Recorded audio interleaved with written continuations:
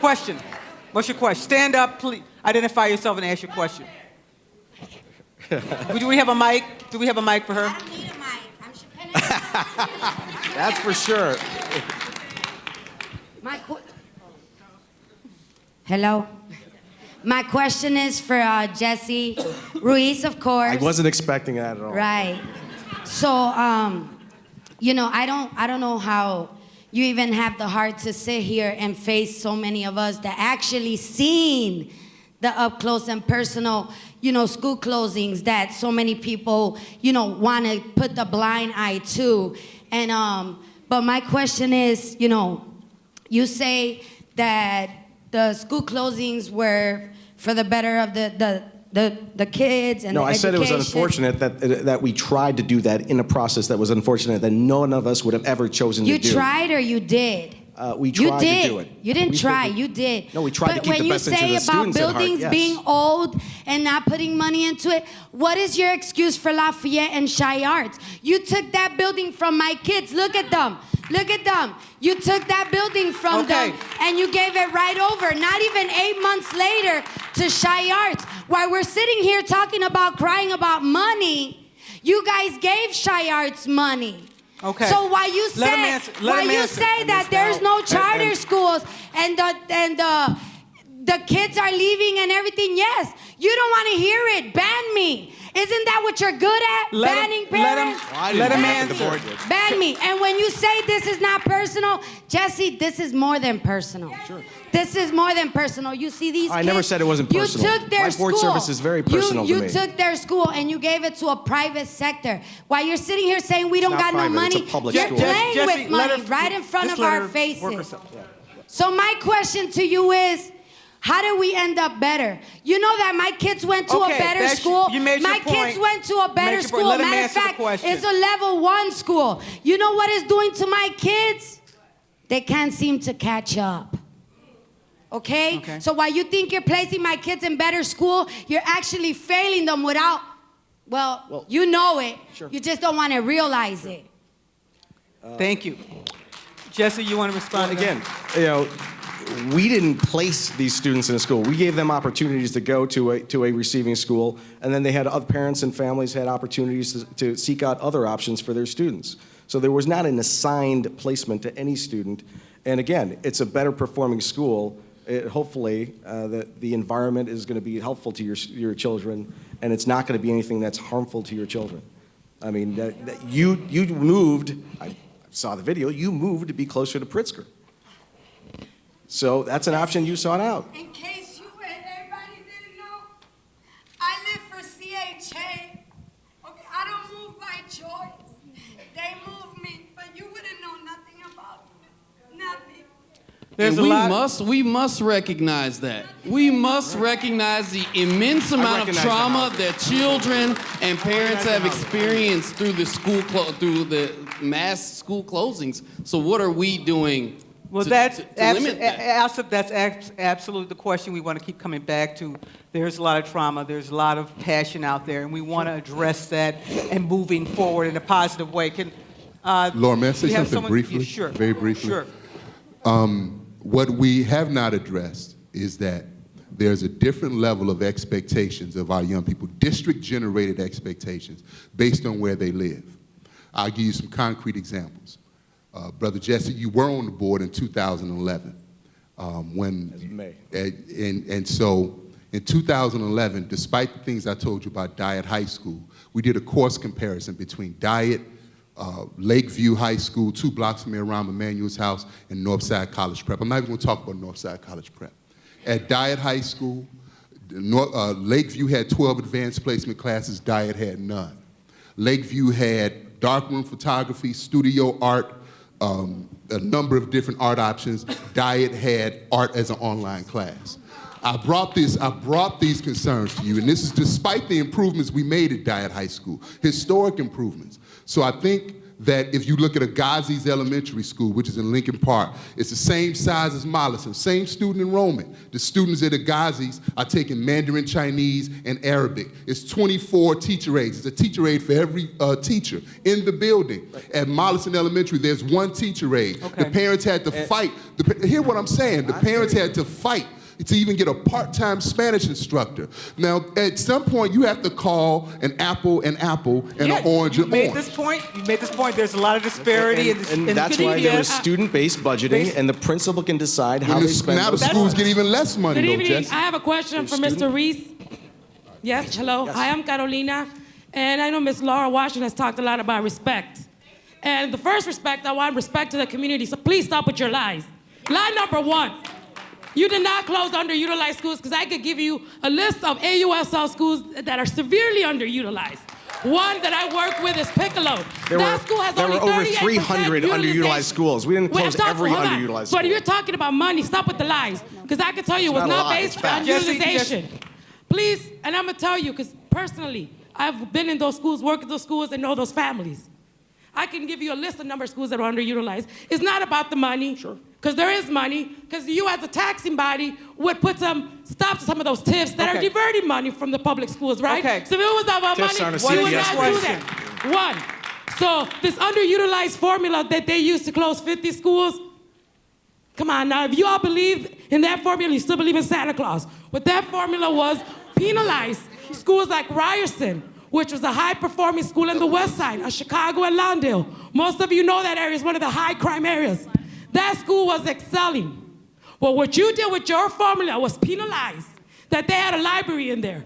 And we all know what happened, right? After Whittier, we realized that there was 160 public schools in Chicago without libraries. Can I So ask schools, you? they Can I ask use- you? You've got a long line of people behind you Yes, who want I'm to just telling speak. him. So can I ask you to Tell wrap it the up? truth. The schools were not underutilized. Just Okay. as the way you've put schools on probation, they haven't been probation. Okay. Talk about what the school closings is really about. Thank you. Stabilizing neighborhoods and making rich people richer. Okay. So please stop disrespecting us All with right. your lies. And Ms. Washington, please also know the facts. Thank you very much. We have someone over here on this side. Hi, my name's Mital. I'm an AmeriCorps member here in Chicago. I just moved here. I don't know a lot about Chicago schools, so I'm going to go under the impression of what I've heard tonight.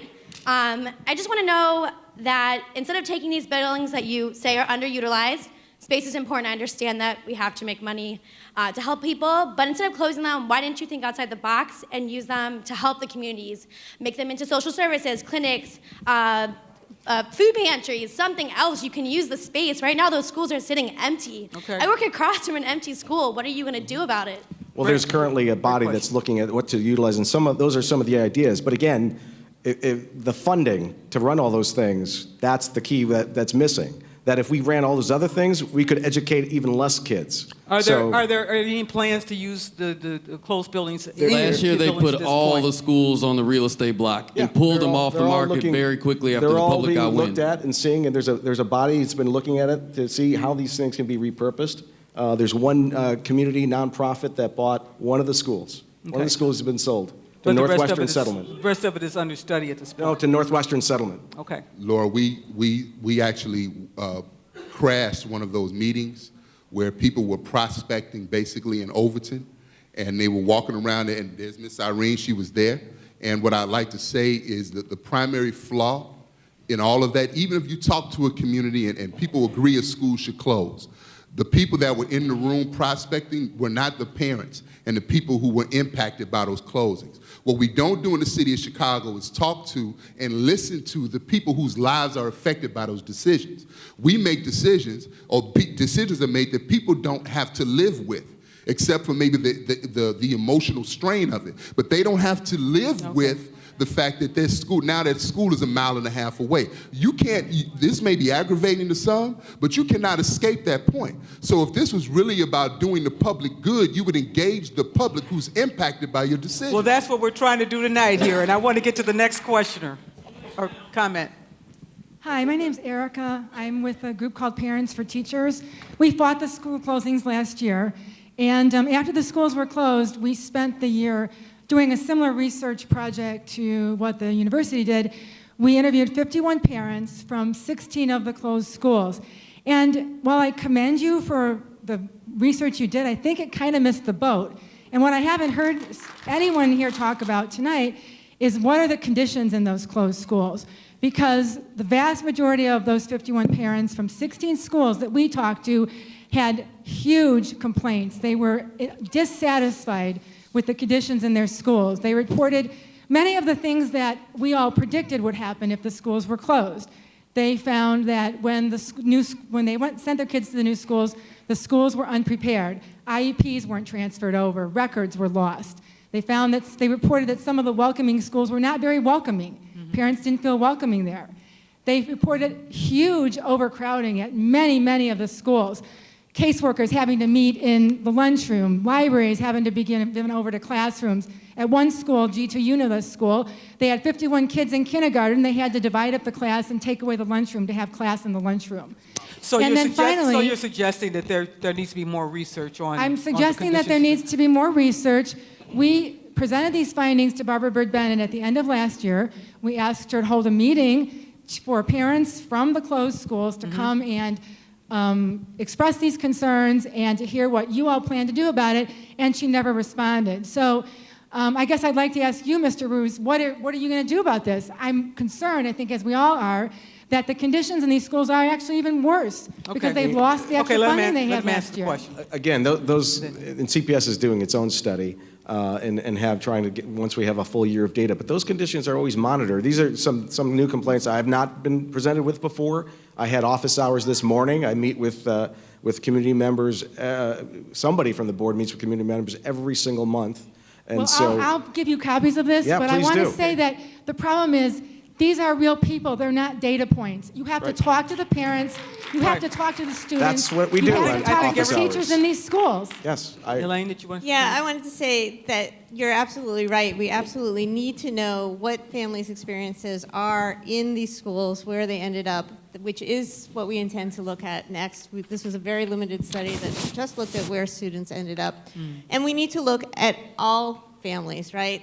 Look across families who moved into different kinds of circumstances. And we need to find out what happened in the schools and how schools actually worked to welcome students or not to welcome them, and look at the impact of the new resources to see if they had the consequences that were intended. And You plan on another study? oh yeah, to we follow up on this? definitely need to know this, What's the right? ti- what's we the need to know time what frame? happened. Well, we're hoping to do it this coming year, but Great. we have to get Money. money to be able The money to do thing. that. Yeah, well, and I also want to mention, I was cut off when I was talking just now before I see the person's gone. I was saying, oh, there you are, right. You cut me off in the middle of my sentence. I was saying, there were a lot of dire predictions that we didn't see come true, but we also saw a lot of disruption for families, right? And we do need to find out what actually happened, and we need to look long-term. What are the long-term consequences for families that were disrupted by the school closings, and also for the schools in the neighborhoods? Yes. Hi, my name's Ashley. I used to teach at Peabody Elementary on Augusta, was one of the schools affected by the school closings. I now teach on the south side. We know that there's a 5-year moratorium on school closings, but I want to know what the conversation is around what's going to happen after those 5 years. So right now, neighborhoods and families are thinking through and responding to the trauma that they're experiencing as a result of the closing, but those few years are going to pass by very quickly. And a comment that we heard both on the video and I think is repeated over and over is that our goal is to optimize student learning. And I know that this was a closing that was supposedly about underutilization, but as a school board, as families, communities, we're always thinking about the optimization of student learning. And so I want to know what CPS is doing, if anything, to track that optimization so we know how Right. families and students are doing in these receiving schools and if that's going to have an impact on the decision after the 5-year moratorium. So is there any research being done to see Well, what and the impact is? I and then just mentioned 5 that, years that out, there is what a does that study mean? going on, and we have been monitoring. Preliminarily, we're seeing less incidents of violence. We're seeing less, expulsions and suspensions for those students. We're seeing better test scores, not where we want them, obviously, but better. I mean, preliminary data is good. There were 12,000 students impacted. If you look at the welcoming schools as well, there was an additional 18,000 students and families impacted. So this is a large pool of students. So that obviously it's a great set of data. And that's why when we're talking about, every single person matters, but it's a group of 30,000 people that we're looking at. So when do you expect to have some hard data that you can share publicly? Hopefully later this year. Okay. Hopefully later this And year. in terms of her question about 5 years out. Well, 5 years out, I mean, nobody, thank God, no, given all this, do you think we're thinking about this again right now? No, it's the furthest thing from our minds. Focusing on how do you now improve the system we have. It's a system that's now a bit smaller, and focusing on those students. OS4 is a new initiative, and again, not looking to anyone else to, and we didn't add any charter schools this year. We didn't, we're working with the system we have and focusing how do we get better. And luckily, the data this year, high school graduation's up, test scores are up, freshman on track is up. There's some good things to be happy about. There's much more work to do.